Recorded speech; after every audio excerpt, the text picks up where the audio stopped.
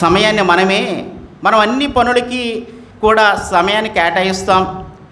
తినడానికి, పడుకోవడానికి, పిల్లల్ని పెంచడానికి, ఆఫీస్కి వెళ్ళడానికి, మన పనులు అన్నీ చేసుకోవడానికి సమయాన్ని కేటాయిస్తాం. కానీ దేవుని యొక్క వాక్యమును కానీ ప్రార్థనను కానీ సమయాన్ని కేటాయించాం. లేదు బ్రదర్, నేను కేటాయించుకున్నాను నా జీవితంలో, ఇదిగో ఈ స్లాట్లో నేను వాక్యం చదువుతాను, ఈ స్లాట్లో నేను ప్రార్థన చేసుకుంటాను అని చెప్పగలిగేటటువంటి వాళ్ళు ఉన్నారా? ఉండరు చాలామంది వరకు కూడా. ఉంటే కూడా నాకు తెలుసండి ఒక 10% ఉండొచ్చేమో. Okay, anyway,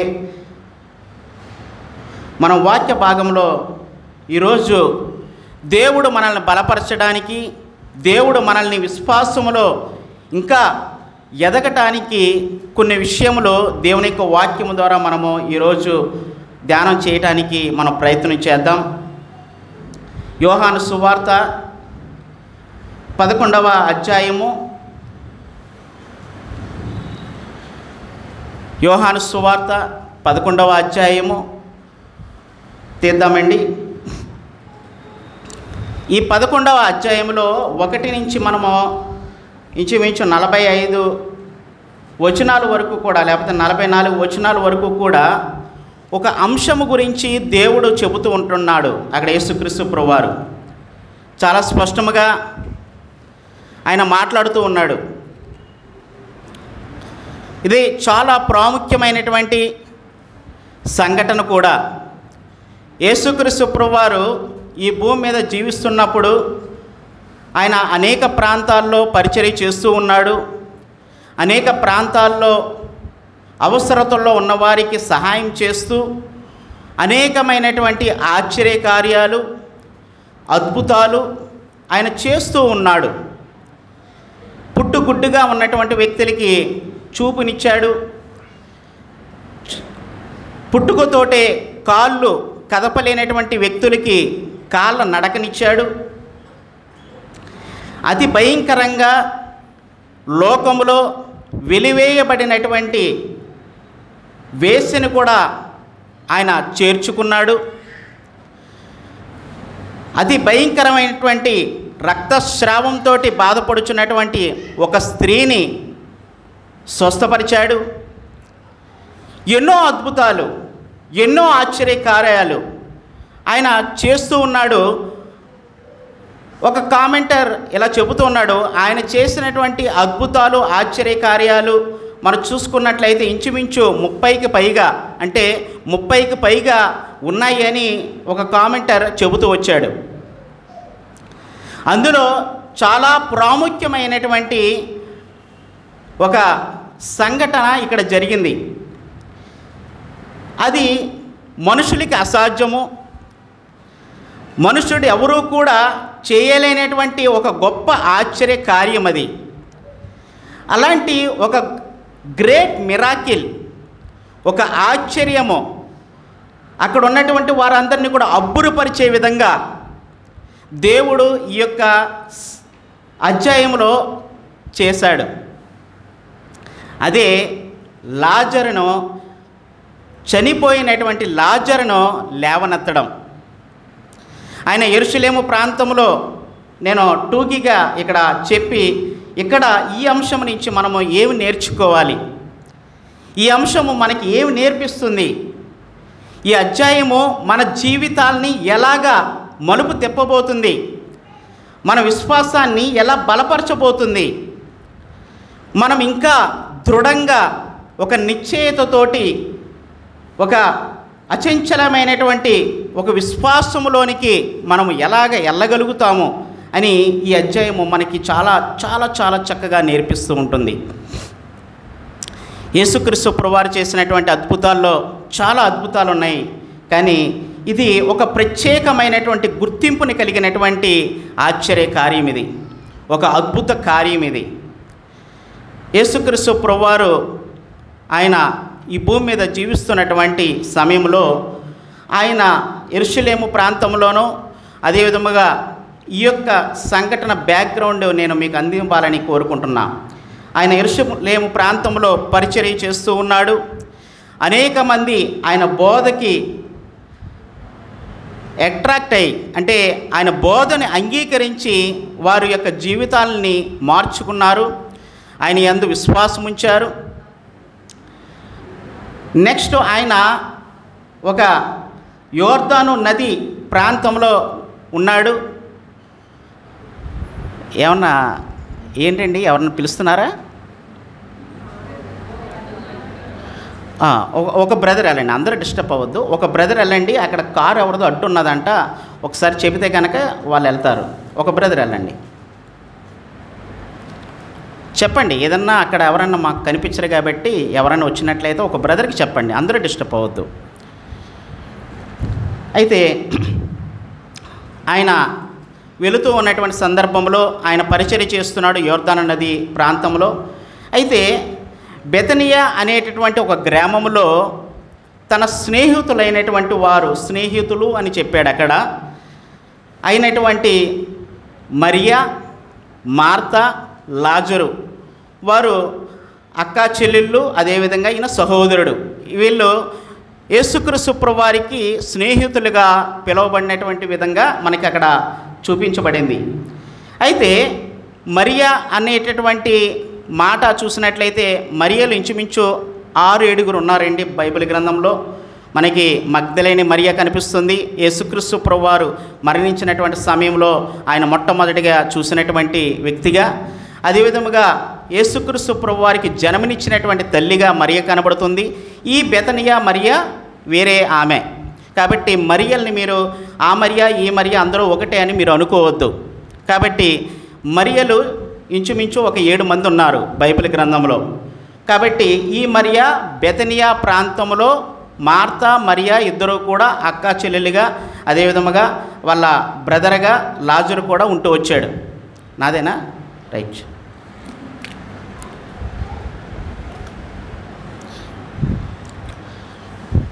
okay. అయితే ఇక్కడ జరిగినటువంటి సంఘటన మనము తెలుసుకుందాము.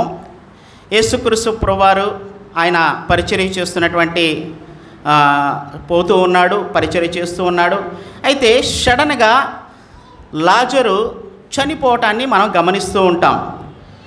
లాజరు చనిపోవటము, ఆ యొక్క సంఘటన అక్కడ తన మరియకి, అంటే వారి యొక్క సహోదరులైనటువంటి మరియా, మార్తా చాలా ఇబ్బంది పడ్డట్టుగా మనకి గమనిస్తాం. అక్కడ యేసుక్రీస్తు ప్రభువారు వచ్చినప్పుడు కూడా, అయ్యా నువ్వు ఉన్నట్లయితే ఇది జరగకపోయేదేమో అని మార్త అంటుంది. అదేవిధంగా మరియ కూడా ఇంకొక సందర్భంలో, అయ్యా నువ్వు ఇక్కడ ఉన్నట్లయితే కనుక లాజరు చనిపోయేవాడు కాదు కదా అని అంటూ ఉంటుంది.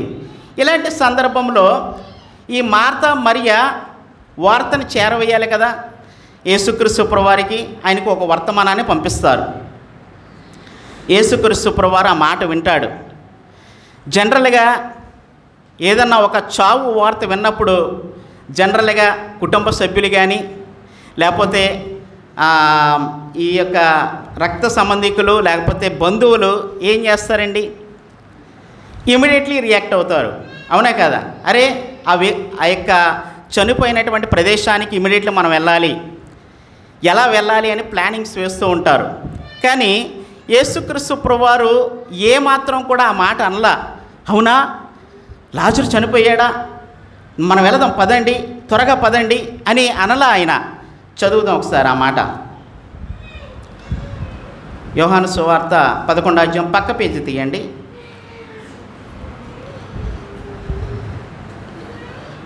3వ వచనం చదవండి బ్రదర్.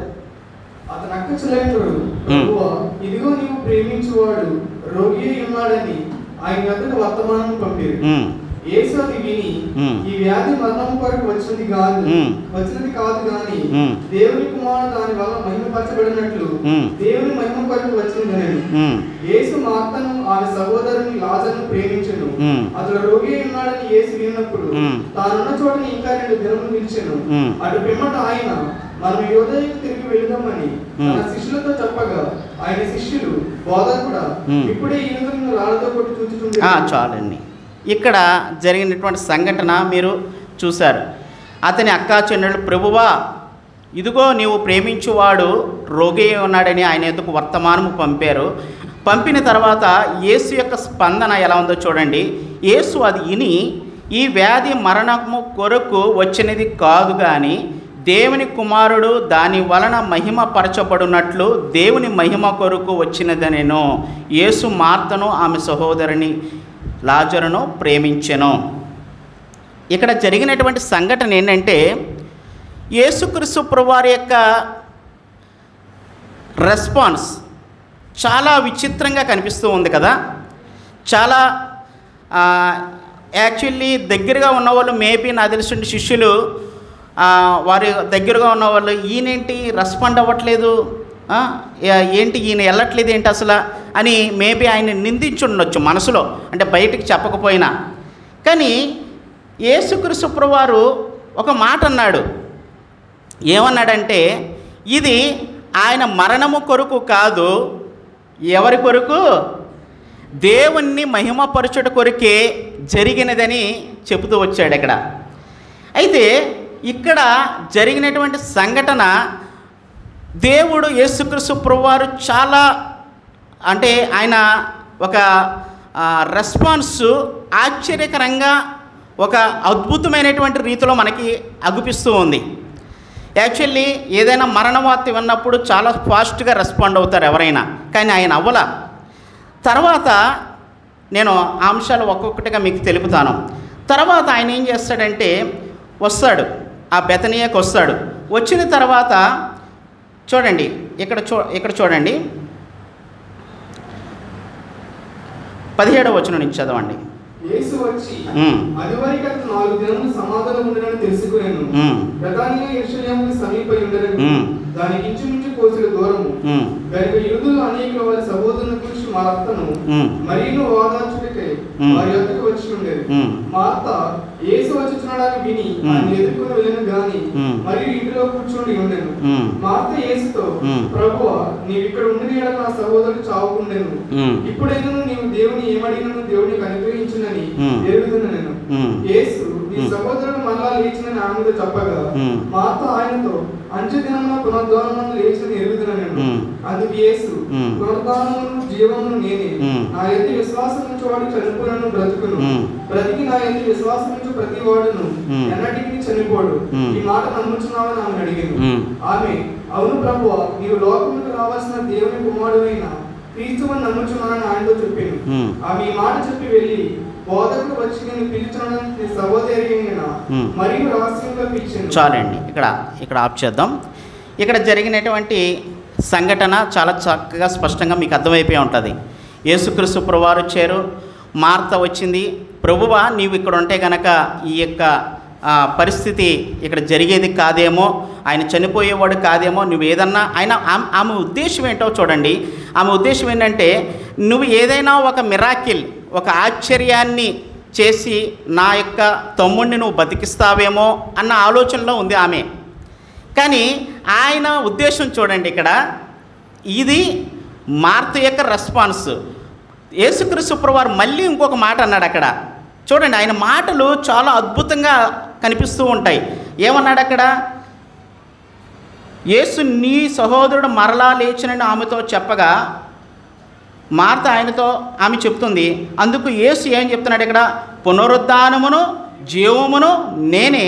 నా యందు విశ్వాసం ఉంచేవాడు చనిపోయినను బ్రతుకును, బ్రతికి నా యందు విశ్వాసం ఉంచేవాడు ప్రతివాడు అన్నిటికీ చనిపోడు. ఈ మాట నమ్ముచున్నావా అన్నాడు. వీళ్ళ ఉద్దేశాలు వేరు, అంటే మానవులుగా వీళ్ళ ఉద్దేశాలు వేరు, క్రీస్తు యొక్క ఉద్దేశము వేరు. ఆయన ఏం చెప్తున్నాడు? పునరుద్ధానమును జీవమును నేనే, మరి ఇది నమ్ముచున్నావా అంటున్నాడు. ఓకేనా? ఇది కూడా మనము నోట్ చేసుకుందాం. ఆ తర్వాత యేసుక్రీస్తు ప్రభువారు కూడా అక్కడ వారితోటి బాధపడినట్లుగా మనకు కనబడుతూ ఉంటుంది. ఇక్కడ చూడండి 32వ వచనం నుంచి చదవండి. అందులో మరియా యేసు ఉన్న చోటికి వచ్చి ఆయనను చూచి ఆయన పాదముల మీద పడి, ప్రభువా, నీవు ఇక్కడ ఉండిన యెడల నా సహోదరుడు చావకుండెనెను. ఆమె ఏడ్చుటయు ఆమెతో కూడా వచ్చిన యూదులు ఏడ్చుటయు యేసు చూచి కలవరపడి ఆత్మలో మూలుగుచు అతన్ని ఎక్కడ ఉంచుతానని అడగగా, వారు, ప్రభువా, వచ్చి చూడమని ఆయనతో చెప్పేది. యేసు కన్నీళ్లు విడిచెను. కాబట్టి యూదులు అతను ఎలాగో ప్రేమించును చూడని చెప్పుకున్నారు.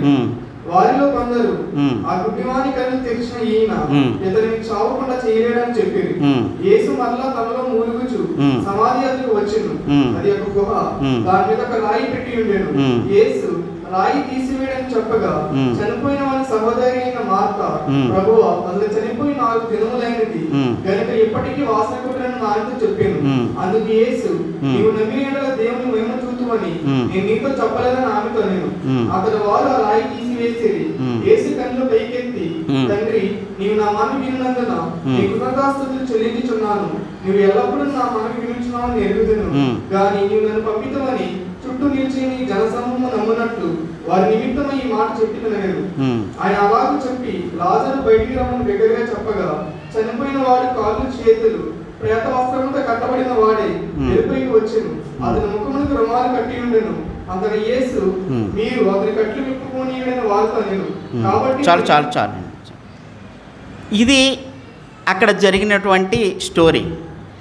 ఆ యొక్క యేసుక్రీస్తు ప్రభువారు అక్కడ మిగిలిన వాళ్ళ యొక్క రెస్పాన్స్ కూడా చూడండి. ఈయన అనేక మందిని స్వస్థపరిచాడు కదా, ఈయనను కూడా స్వస్థపరచునేమో అన్న ఉద్దేశంలో వాళ్ళు ఉన్నారు. అంటే లోకానుసారంగా మన ఆలోచనలు ఎలా ఉంటాయో చూడండి. కానీ యేసుక్రీస్తు ప్రభువారు ఆయన రెస్పాన్సు చాలా ఆశ్చర్యకరంగా ఉంది. నువ్వు నమ్మినట్లయితే కనుక దేవుని యొక్క మహిమను చూతువు అని ఆయన చెబుతూ ఉన్నాడు. చనిపోయినటువంటి లాజర్ను ఆయన లేవనెత్తాడు.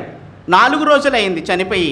అంటే చూడండి, 4 రోజులు అవుతే నాకు తెలుస్తుండి అప్పటికీ కూడా ఆ బాడీ డికంపోజ్ అయిపోతున్నటువంటి పరిస్థితులు ఏర్పడే ఉంటాయి. అవునా కదా? ఒక బాడీని మన సమాధిలో పెట్టినప్పుడు ఆ బాడీలో జీవం లేనప్పుడు, ఆ బాడీలో రక్త ప్రసరణ లేనప్పుడు అది కుళ్ళిపోవడం స్టార్ట్ అవుతుంది. అలాంటి సమయంలో దేవుడు చేసినటువంటి గొప్ప ఆశ్చర్య కార్యము ఇది. మీకు అర్థమైందా?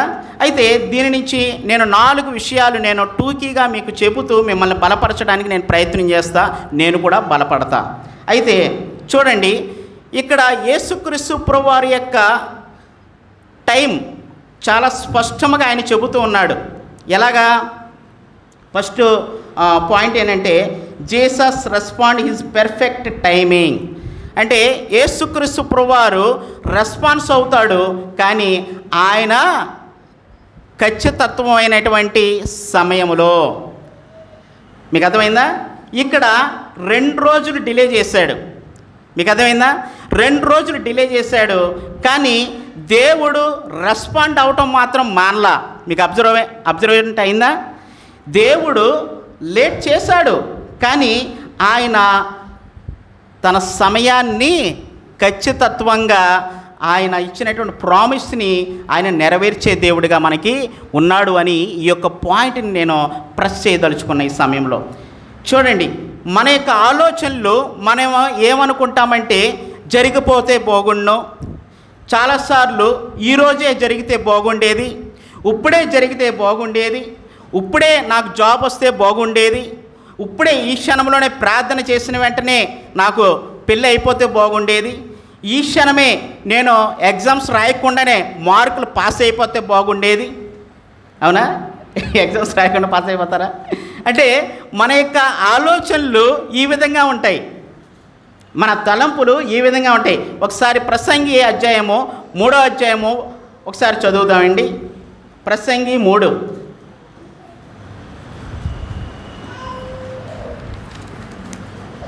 త్వరగా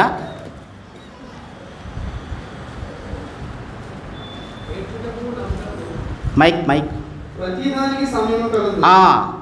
ఆకాశం కింద ప్రతి ప్రయత్నమునకు సమయము కలదు. yes పుట్టుటకు చచ్చుటకు, నాటుటకు నాటబడినని పెరిగి వేయుటకు, చంపుటకు బాగు చేయుటకు, పడగొట్టుటకు కట్టుటకు, ఏడ్చుటకు నవ్వుటకు, దుఃఖించుటకు నాట్యమాడుటకు, రాళ్ళను పారివేయుటకు రాళ్ళను కప్పివేయుటకు, కౌగిలించుట మానుటకు, వెతుకుటకు పోగొట్టుకొనుటకు, దాచుకొనుటకు పారవేయుటకు, చింపుటకు కట్టుటకు. 11వ వచనం ఒకసారి చదవండి. దేని కాలమున అది చక్కగా ఉండునట్లు, దేని కాలమున అది చక్కగా ఉండునట్లు సమస్తమును ఆయన నియమించి ఉన్నాడు. ఆయన కాల జ్ఞానమును నరుల హృదయమందు ఉంచి ఉన్నాడు గాని ఆ, దేవుడు చే క్రియను పరిశీలన తెలుసుకున్నది చాలా. చాలండి. చూడండి, ఆయన ఈజ్ పెర్ఫెక్ట్ టైం, ఆయన ఒక ఖచ్చితత్వమైనటువంటి సమయంలో రెస్పాండ్ అవుతూ ఉంటాడు.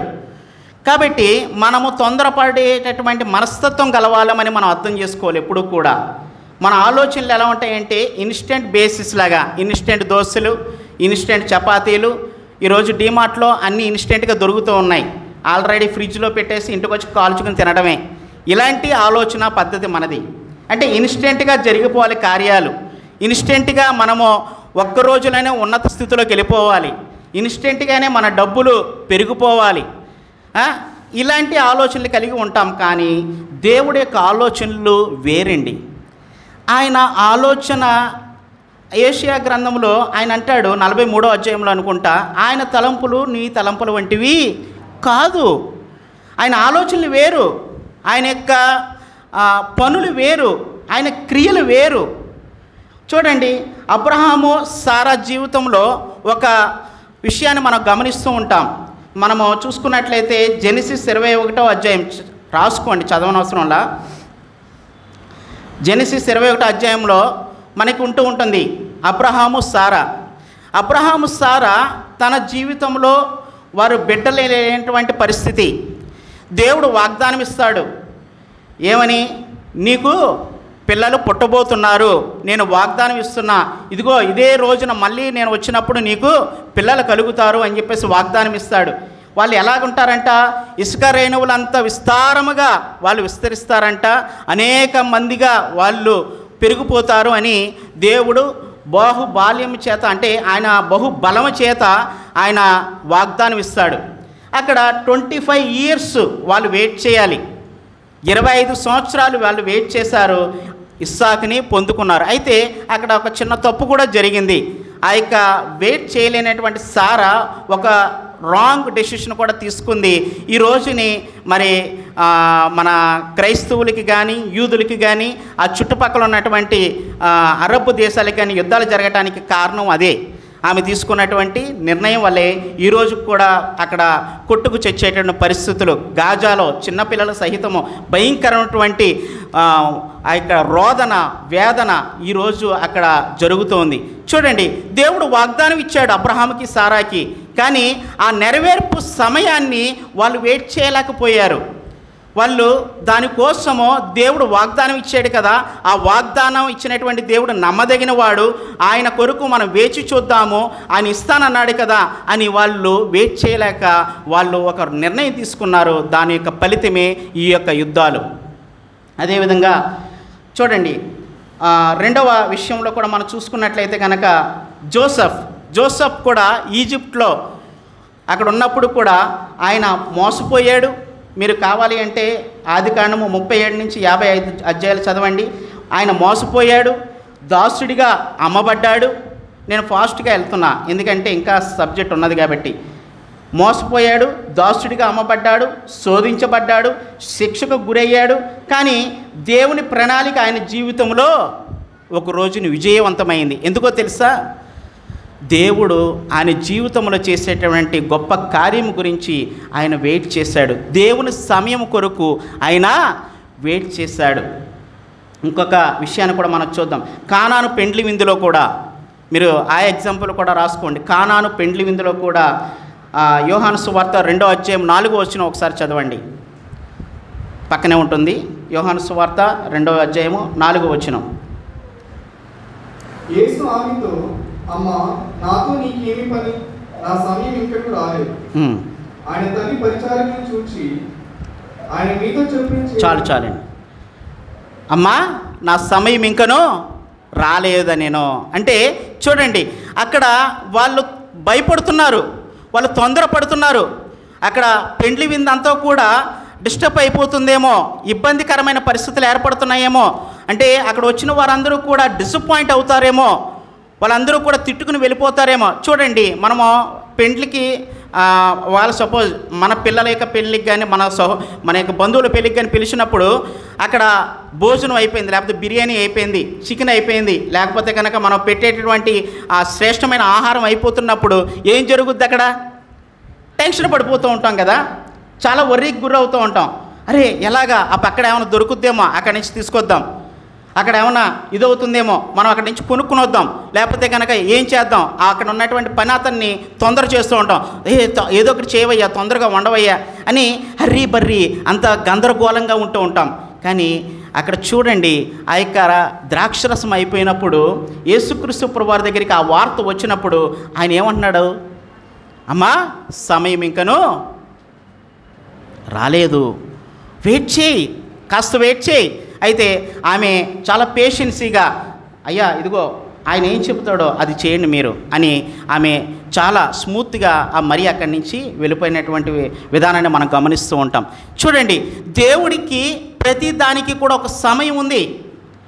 నీకు ఎప్పుడు గర్భఫలం ఇవ్వాలో, ఎప్పుడు జాబ్ ఇవ్వాలో, ఎప్పుడు నీకు పెండ్లి చేయాలో, ఎప్పుడు నీకు పలానా విషయాల్లో సహాయం చేయాలో, ప్రతి దానికి కూడా దేవునికి సమయం ఉంది.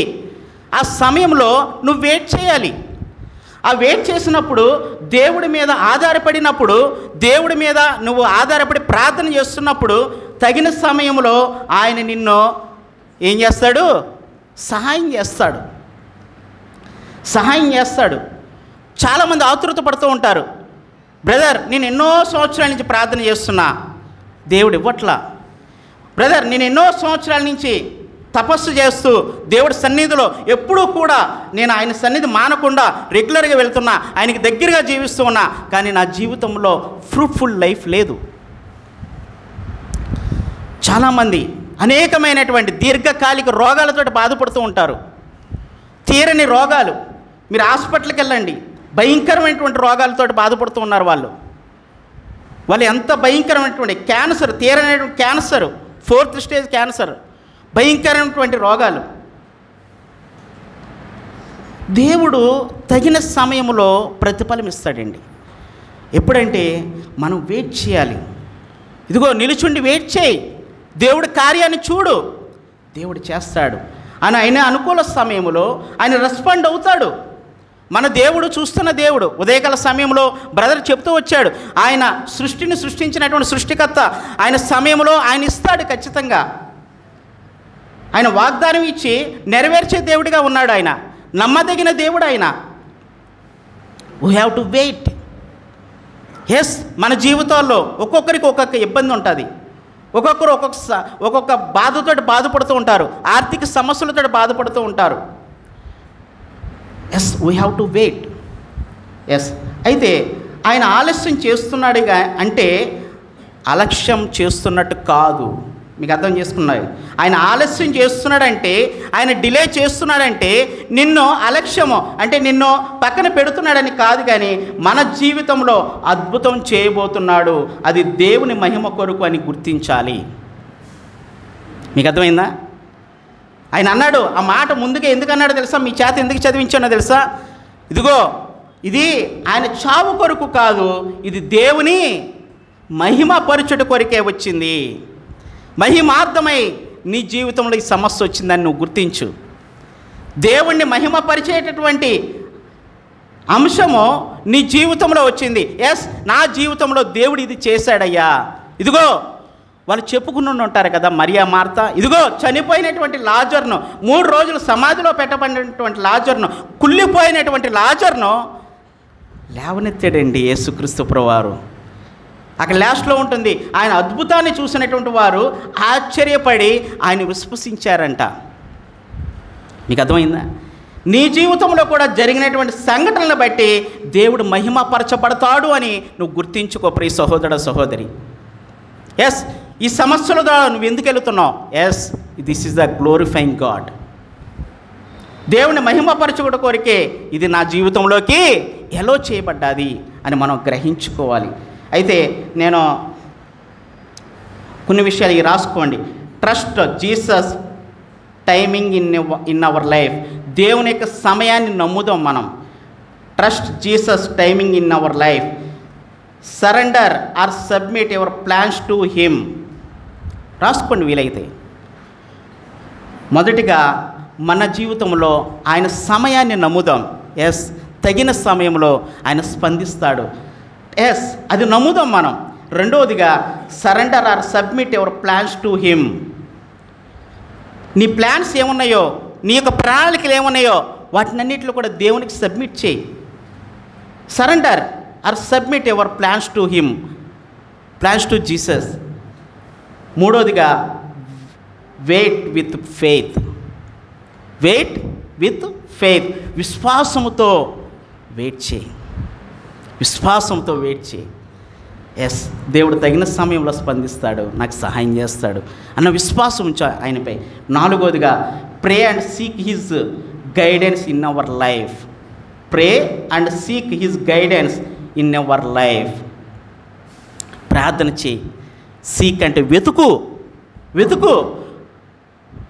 అడుగుడి మీకు ఇవ్వబడును, వెతుకుడి దొరుకును. ఊరికనే చెప్పలేదండి ఆ మాట. వెతుకు, ఆయన దగ్గర ఖచ్చితంగా నువ్వు పొందుకుంటావు. ఒకసారి కీర్తనలు 37:4-7 ఒకసారి చదువుదామా త్వరగా. సామ్ 37, 4 అధ్యాయం 20, 4-7, 4-7. యెహోవాను బట్టి సంతోషించుము, ఆయన నీ హృదయ వాంఛలను తీర్చెను. నీ మార్గం యెహోవాకు అప్పగింపుము, నీవు ఆయన నమ్ముకొనుము, ఆయన నీ కార్యము నెరవేర్చును. ఆయన వెలుగుల వలె నీ నీతిని, మధ్యాహ్నం వలె నీ నిర్దోషత్వమును వెల్లడిపరచును. యెహోవా యొక్క మౌనంగా నుండి ఆయన కొరకు కనిపెట్టుకొనుము. తన మార్గమును వర్ధిల్లువాని చూచి వ్యసనపడకుము, దురాలోచనను నెరవేర్చుకున్నవాడు. చాలండి. ఆయన కొరకు వేచి చూడని చెప్తున్నాడు అక్కడ కీర్తనకారుడు దావీదు గారు. రాసుకోండి 37వ అధ్యాయం 4-7 వచనాలు. అలాగే రోమా పత్రిక 8:28 ఒకసారి చదవండి.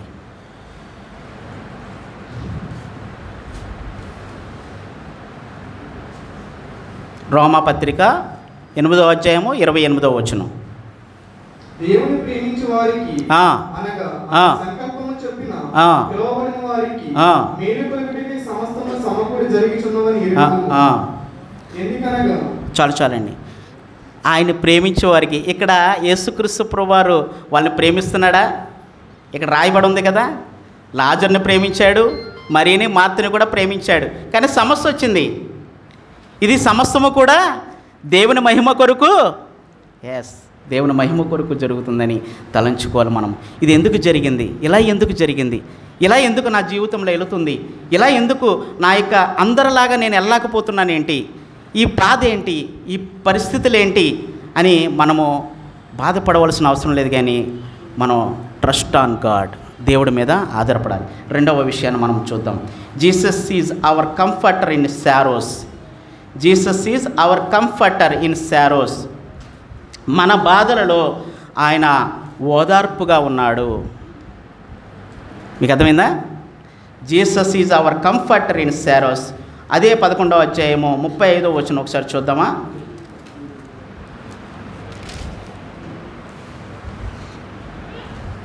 యేసు కన్నీళ్లు విడిచెను, కాబట్టి యూదులు అతన్ని ఎలాగో ప్రేమించును చూడండి. Thank you brother. పైన 33లో కూడా ఉంటుంది చూడండి. ఆమె ఏడ్చుటి అంటే మరియ ఏడుస్తుంది ఇక్కడ. ఆమెతో కూడా వచ్చిన యూదులు ఏడ్చుటియు యేసు చూచి కలవరపడి ఆత్మలో మూలుగుచు. మీకు అర్థమైందా? ఏం చేస్తున్నాడు అక్కడ యేసుక్రీస్తు ప్రభువారు? యేసుక్రీస్తు ప్రభువారు ఏం చేస్తున్నారు? కలవరపడి ఆత్మలో మూలుగుచు ఆయన బాధపడుతున్నాడు. ఈ the short sentence in the Bible, the middle ఏంటో తెలుసా?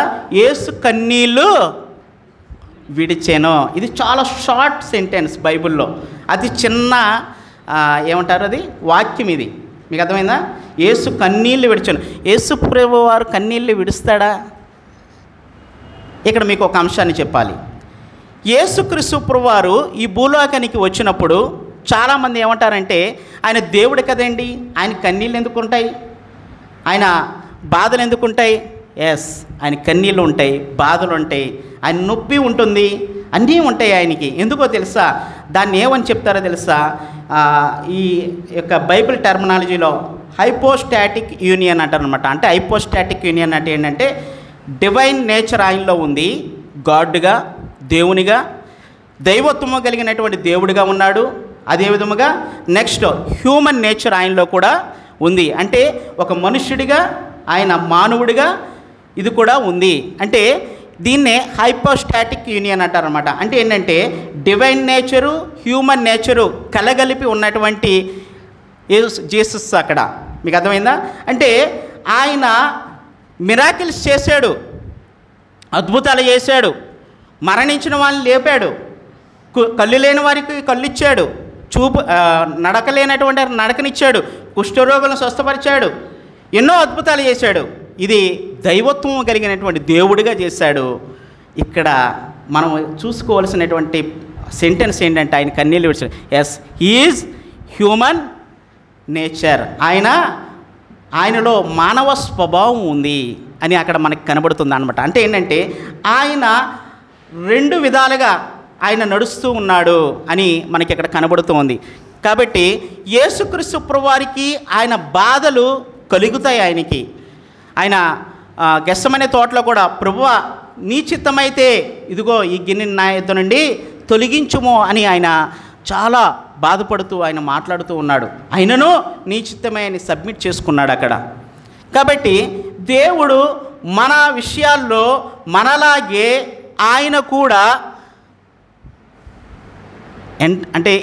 అంటే ఆయన మన మధ్యలో ఉంటూనే మన బాధలు అర్థం చేసుకునేవాడిగా ఆయన ఉన్నాడు అని మనకు అర్థమవుతుంది ఇక్కడ.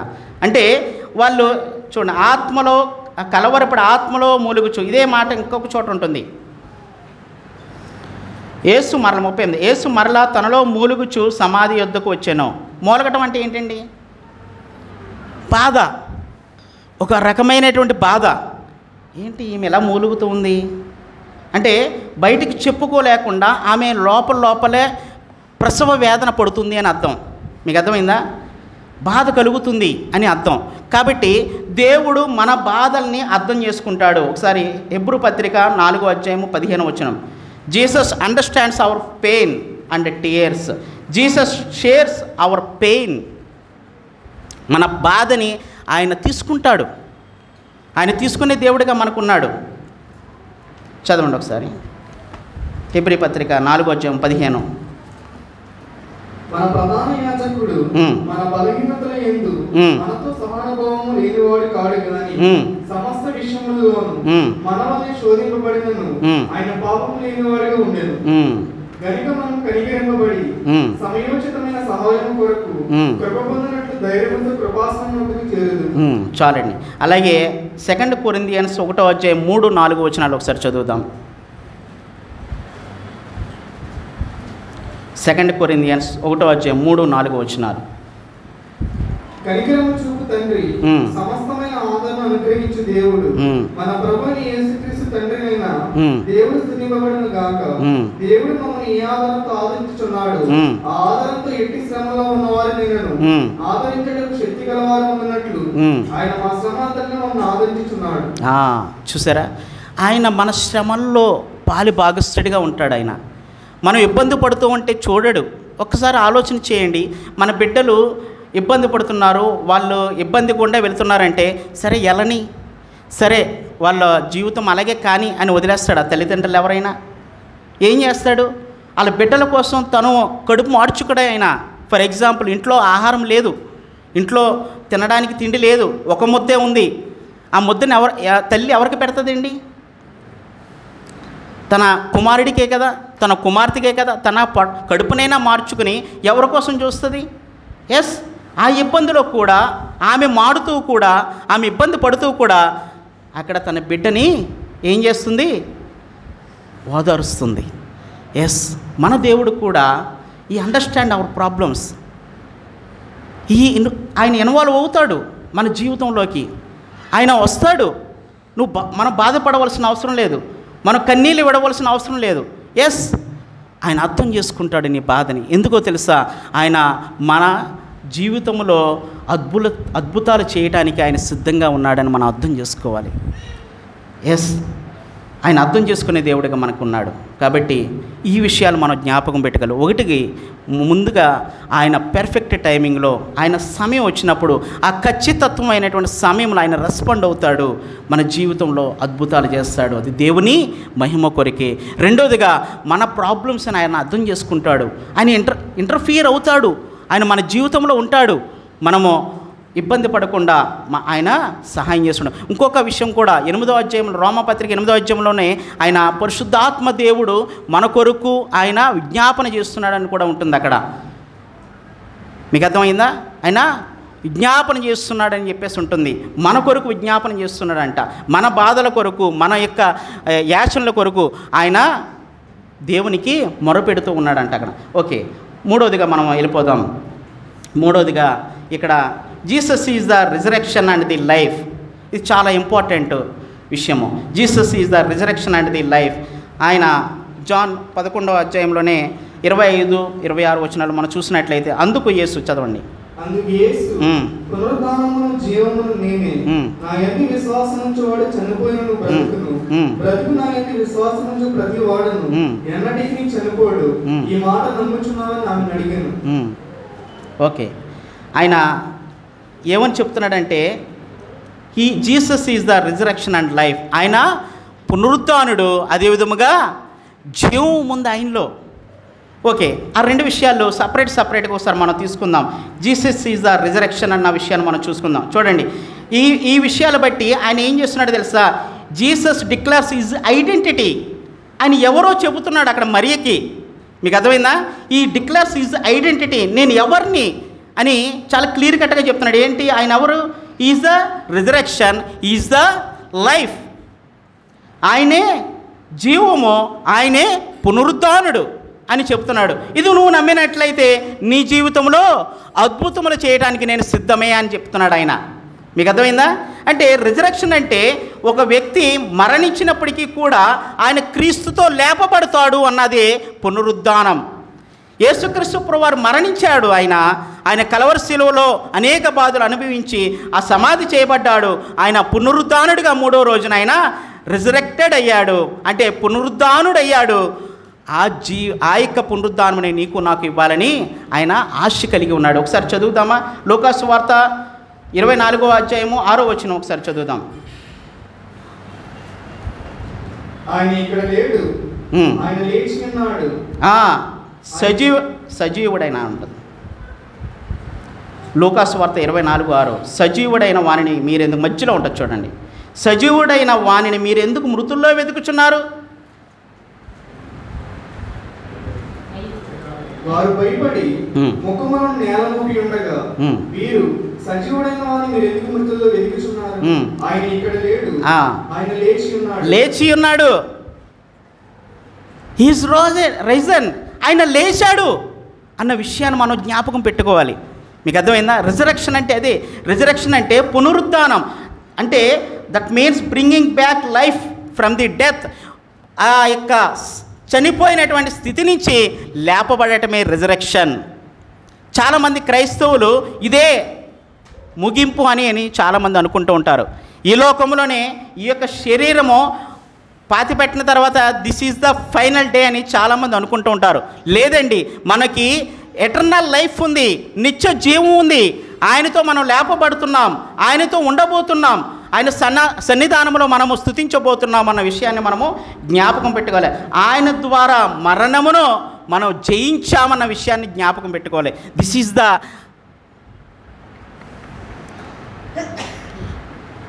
Is the resurrection. అంటే క్రీస్తుతోటి మనం మరణించామో, క్రీస్తుతోటి లేపబడుతున్నామో.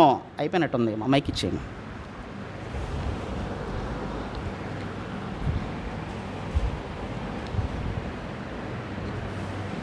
బ్యాటరీ సైడ్ ఆయనతో మనము లేపబడుతున్నాము అని మనము జ్ఞాపకం పెట్టుకోవాలి.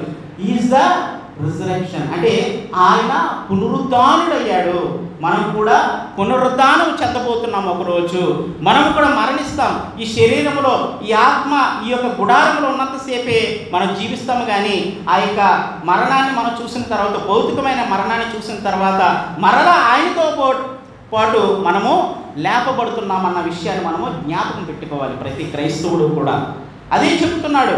అమ్మా, ఇదిగో నువ్వు నమ్ముతున్నావా? ఇదిగో నేను జయించాను మరణాన్ని, మరణపు ముళ్ళుని నేను జయించబోతున్నాను అని చెప్తున్నాడు అనమాట. మీకు అర్థమైందా? Jesus did not just promise resurrection, he proved it.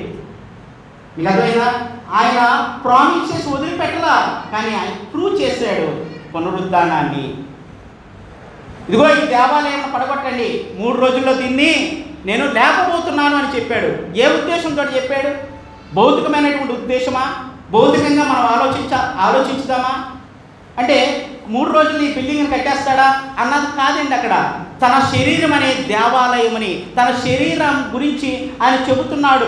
ఆయన మృతి చెంది 3వ రోజున లేపబోతున్నాడు అన్న విషయాన్ని ఆయన చెప్పబోతున్నాడు. ఆయన that is the resurrection, is the resurrection. మీకు అర్థమైందా? జీసస్ ఈజ్ ద రిజరెక్షన్ అంటే నేనే పునరుద్ధానము, నా యందు మరణించిన వాడు. అక్కడ అంటున్నాడు కదా, ఏమంటున్నాడు?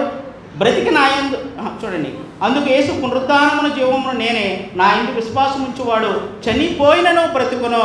చనిపోయినా బ్రతుకుతాడు అంటే ఒక క్రైస్తవుడు మాత్రమే. దేవునికి మహిమ కలుగును గాక. ఎవరైనా ఈ లోకంలో చెప్పగలరా? మరణించిన తర్వాత లేస్తాము అని చెప్పగలరా? ఎవరు చెప్పలేరు. ఈ లోకంలో గొప్ప గొప్ప వ్యక్తులు, ఇదిగో సమాధి చేయబడతాను, నన్ను సమాధిలో పెట్టండి, నేను మళ్ళీ వస్తాను, వాళ్ళు రాలా. ఏ సమాధి కూడా తెరవబడలా. ఏ సమాధి కూడా ఆయన ఈరోజు కూడా మూత వేయబడకుండా ఓపెన్గా ఉన్న సమాధి ఒకే ఒక్కటి, అది యేసుక్రీస్తు ప్రభువు వారి యొక్క సమాధి. ఆయన మరణాన్ని జయించాడు, మరణపు ముళ్ళుని ఆయన విరిచాడండి. Is the resurrection. దాన్ని మనం కలిగి ఉండాలి, ఆ పునరుద్ధాన బలాన్ని మనం కలిగి ఉండాలి. ఓకే, నెక్స్ట్ అందులోనే ఆయన చెప్తున్నాడు జీసస్ ఇస్ ద లైఫ్. అక్కడే చెప్తున్నాడు ఆయన. ఈ మాట ఎందుకు చెప్తున్నాడంటే మనకి అబెండెంట్ లైఫ్ ఉంది, అబెండెంట్ లైఫ్ ఉంది అని చెప్తున్నాడు. అది జాన్ 10:10లో మనకు ఉంటుంది, నిత్య జీవం అనమాట. అంటే అబెండెంట్ లైఫ్ అంటే పరలోకంలో ఉన్నటువంటి నిత్య జీవం గురించి ఆయన చెబుతూ ఉన్నాడు. జీవం అంటే ఆ జీవం, ఇక్కడ జీవం కాదండి. అలాగే ఆయన ఈ లోకంలో కూడా చెప్తున్నాడు peace and joy and strength in our present life. ఫిలిప్పీ 4:7 ఒకసారి చదవండి. ఫిలిప్పీ 4:7 ఒకసారి చదవండి.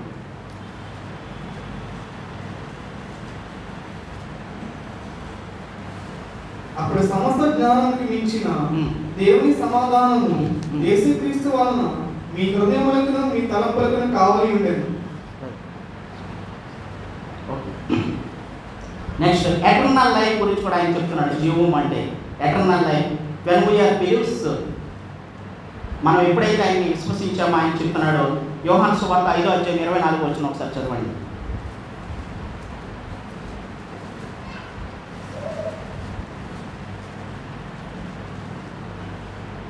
కాబట్టి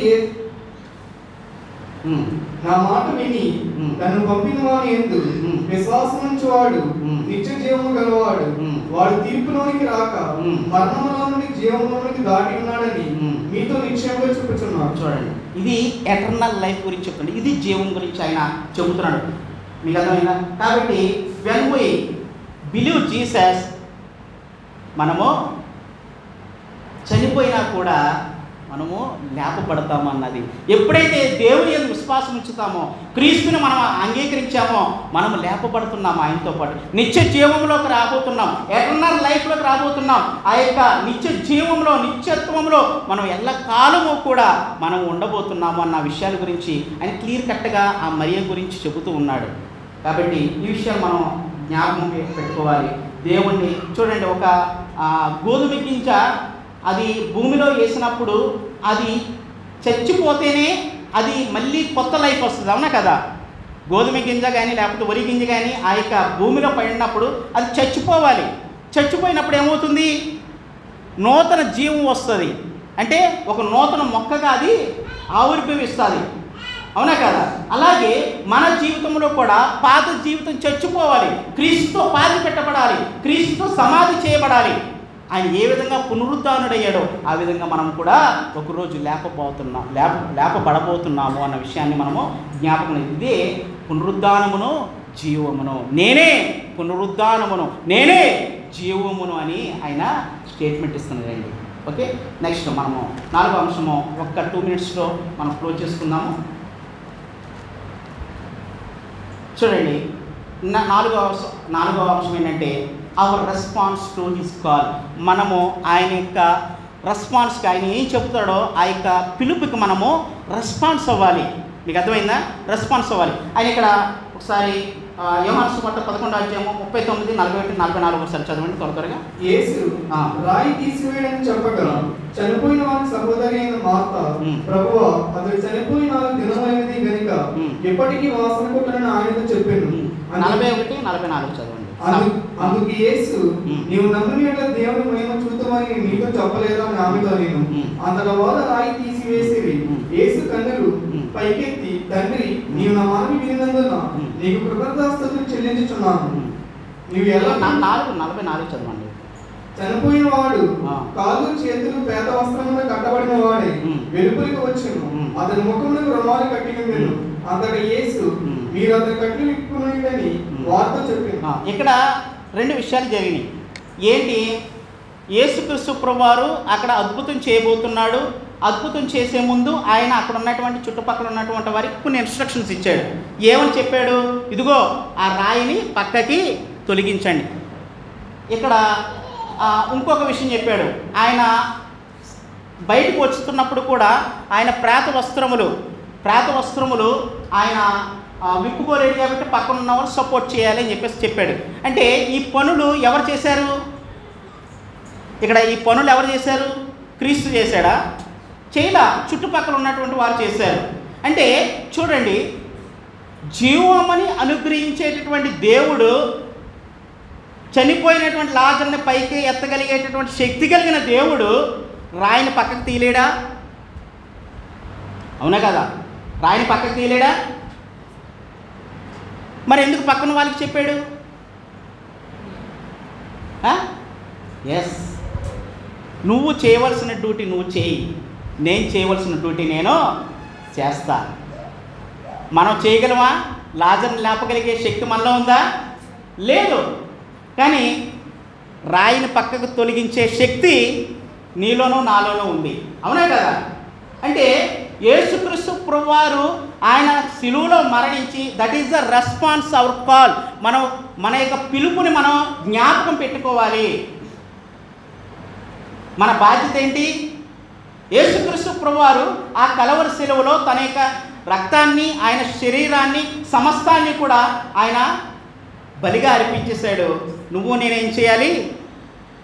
ఆయన మరణ పునరుద్ధానాన్ని మనము ప్రచురము చేయాలి. మీకు అర్థమైందా? What is our duty? What is our response? దేవుని యొక్క పిలుపు ఏంటి? మీకు అర్థమైందా? నువ్వు సువార్త చెప్పగలవా, లేకపోతే దేవుడు వచ్చి చెప్పాలా? యేసుక్రీస్తు ప్రభు వారు వచ్చి చెప్పాలా? నువ్వు చెప్పలేవా? చెప్పగలవా లేదా? ఎస్, మనం చెప్పగలం.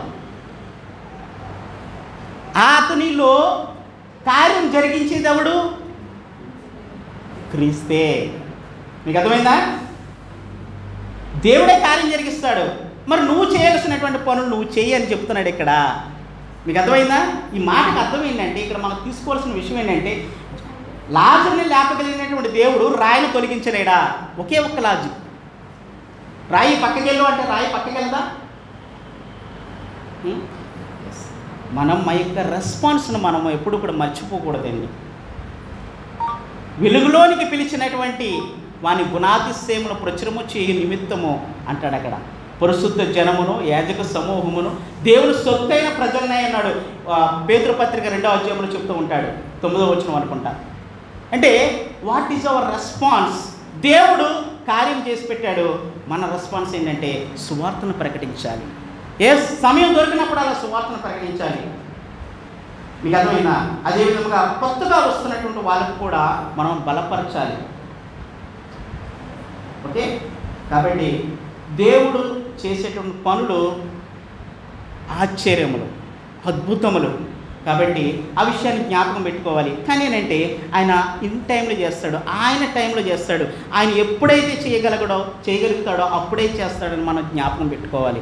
రెండవదిగా ఆయన మన యొక్క శ్రమల్లో కూడా శ్రమ అనుభవం పొందినటువంటి దేవుడు కాబట్టి మనల్ని అర్థం చేసుకుంటాడు. మన బలహీనతలు తెలుసు ఆయనకి, మన బలాలు తెలుసు ఆయనకి, మన ఇబ్బందులు తెలుసు ఆయనకి, మన యొక్క వచ్చే శోధనలు తెలుసు ఆయనకి. ఆయన సహాయం చేసే దేవుడిగా ఉన్నాడు మనకి అని మనం అర్థం చేసుకోవాలి. మూడవదిగా ఆయనే పునరుద్ధానము జీవము అని మనము అర్థం చేసుకోవాలి. నాలుగోదిగా దేవుడు పిలిచినప్పుడు వీ హ్యావ్ టు రెస్పాండ్ అవ్వాలి. మనం రెస్పాండ్ అవ్వాలి. ఆయన పిలుపుకి తగినట్లుగా మనం పిలబడ్డాము కాబట్టి మనం ముందుకు అడుగులు వేస్తూ సువార్తను ప్రకటించాలి. అనేక మందిని దేవుడి సన్నిధికి నడిపించాలి. కాబట్టి ఈ విషయాలు మనం జ్ఞాపకం పెట్టుకుందాము. దేవుడి యొక్క వాక్యమును దీవించి ఆశీర్వదించునుగాక.